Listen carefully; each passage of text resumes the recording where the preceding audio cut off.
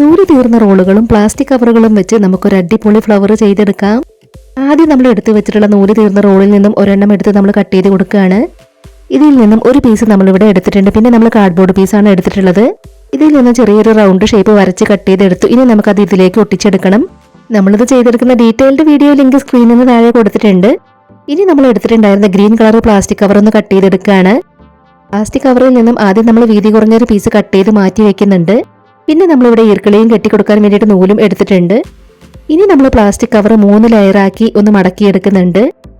ഇനി നമ്മൾ ചെയ്ത് വെച്ചിട്ടുള്ള ഇത് നമുക്ക് പ്ലാസ്റ്റിക് കവറിലൊന്ന് കവർ ചെയ്തെടുക്കണം. ഈർക്കിളി ഇതുപോലെ വെച്ച് കൊടുക്കണം. ഇതുപോലെ ചെയ്തെടുത്തതിന് ശേഷം നമുക്കിത് ഇവിടെ ആയിട്ടൊന്ന് കട്ട് ചെയ്ത് കൊടുക്കണം. അപ്പം നമ്മൾ അതിനുള്ളിൽ നിന്നും അത് എടുത്ത് മാറ്റുകയാണ്. പ്ലാസ്റ്റിക് കവർ കട്ട് ചെയ്തെടുത്തതിന് ശേഷം അതിനകത്തേക്ക് തന്നെ വെച്ച് കൊടുത്ത് ഇവിടെ നമുക്ക് നൂല് വെച്ചൊന്ന് കെട്ടിക്കൊടുക്കാം. ഇനി നമ്മൾ നേരത്തെ കട്ട് ചെയ്ത് മാറ്റി വെച്ചിട്ടുണ്ടായിരുന്ന ഈ ഒരു പീസ് നമുക്ക് അതിലൊന്ന് ചുറ്റി കൊടുക്കണം. നമ്മുടെ ഈ ഒരു ക്രാഫ്റ്റ് ഐഡിയ ഷെയർ ചെയ്യാൻ പറ്റുന്നവരൊക്കെ മാക്സിമം ഷെയർ ചെയ്തൊന്ന് സപ്പോർട്ട് ചെയ്യണേ. പിന്നീട് നമ്മൾ എടുത്തിട്ടുണ്ടായിരുന്ന വൈറ്റ് കളർ പ്ലാസ്റ്റിക് കവർ എടുത്തിട്ടുണ്ട്. ഇത് നമ്മളൊന്ന് കട്ട് ചെയ്തെടുക്കുകയാണ്. ഇനി നമ്മൾ ഇതുപോലെയാണ് ഫ്ലവറിന്റെ ഓരോ ഇതളും ചെയ്തെടുക്കേണ്ടത്. ഇവിടെ ആയിട്ട് നമ്മൾ നൂല് വെച്ചൊന്ന് കെട്ടിക്കൊടുക്കുകയാണ്. ഇനി നമുക്കതൊന്ന് കട്ട് ചെയ്തെടുക്കാം. സിമ്പിളായി നമ്മൾ പ്ലാസ്റ്റിക് കവറിൽ നിന്നും ഇതുപോലൊരു ഇതള് ചെയ്തെടുത്തു. അതുപോലെയുള്ള 8 ഇതളുകളാണ് നമുക്ക് വേണ്ടത്. അതെല്ലാം നമ്മളിവിടെ ചെയ്തെടുത്തു. വീണ്ടും നമ്മളൊരു കാർഡ്ബോർഡ് പീസ് എടുത്തിട്ടുണ്ട്. ഇതിൽ നിന്നും ഒരു റൗണ്ട് ഷേപ്പ് വരച്ച് കട്ട് ചെയ്തെടുക്കുകയാണ്. നമ്മൾ കട്ട് ചെയ്തെടുത്തിട്ടുള്ള ഈ ഒരു പീസ് നമ്മൾ ഗ്രീൻ കളർ പ്ലാസ്റ്റിക് കവറിന്റെ പീസിലേക്ക് ഒട്ടിച്ചു കൊടുക്കുകയാണ്. പ്ലാസ്റ്റിക് കവർ കട്ടി കുറവായതുകൊണ്ട് നമ്മൾ 2 തവണ ഒട്ടിച്ചെടുക്കുന്നുണ്ട്. ഇതുപോലെ നമ്മളത് ഒട്ടിച്ചെടുത്തു. ഇനി നമുക്കതൊന്ന് കട്ട് ചെയ്ത് കൊടുക്കാം. ഇപ്പം നമ്മൾ ചെയ്തെടുക്കുന്ന ഇതിലേക്കാണ് നമ്മൾ ചെയ്തെടുത്തിട്ടുള്ള ഇതളുകളെല്ലാം നമുക്ക് ഒട്ടിച്ചെടുക്കേണ്ടത്.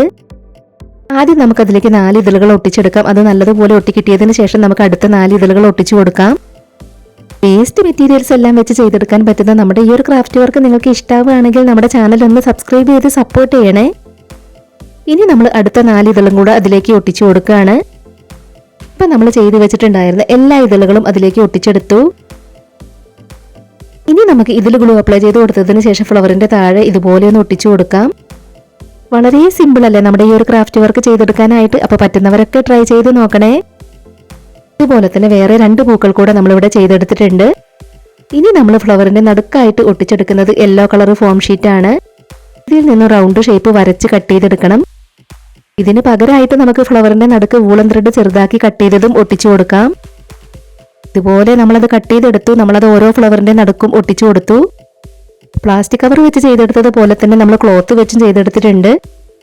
ഈ ഒരു ക്രാഫ്റ്റ് വർക്ക് നിങ്ങൾക്ക് ഇഷ്ടമായിട്ടുണ്ടെങ്കിൽ നമ്മുടെ ചാനൽ ഒന്ന് സബ്സ്ക്രൈബ് ചെയ്ത് സപ്പോർട്ട് ചെയ്യാൻ ആരും മറന്നു പോകരുതേ.